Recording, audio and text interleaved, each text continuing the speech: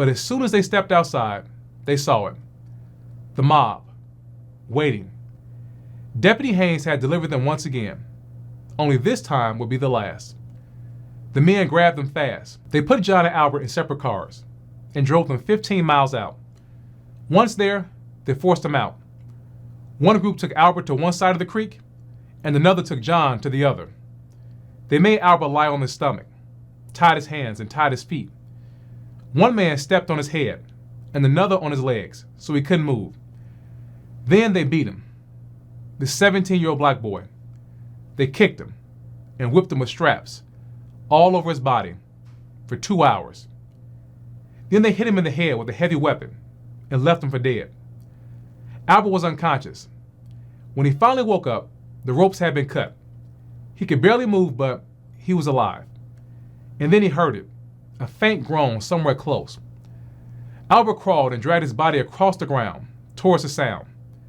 He found his cousin John, bleeding from his head, still alive but barely. John had just one request, to get him some water.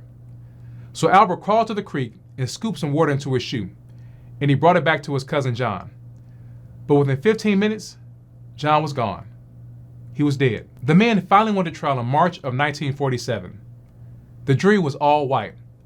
The federal government was trying them under sections 51 and 52 of the Enforcement Act of 1870.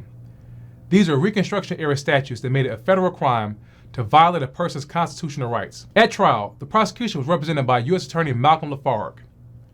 The mob members by Harry Booth, A.S. Drew, and R.H. Drew. Judge Gaston Portieri presided. The prosecution led with the truth. It called over 30 witnesses. Albert Sr. and Jr. both testified. They told the jury exactly what happened, what these men did to them, every gruesome detail. In closing arguments, defense attorney A.S. Drew put it plainly to the jury. "This is the most important case you jurors ever sat on," he said.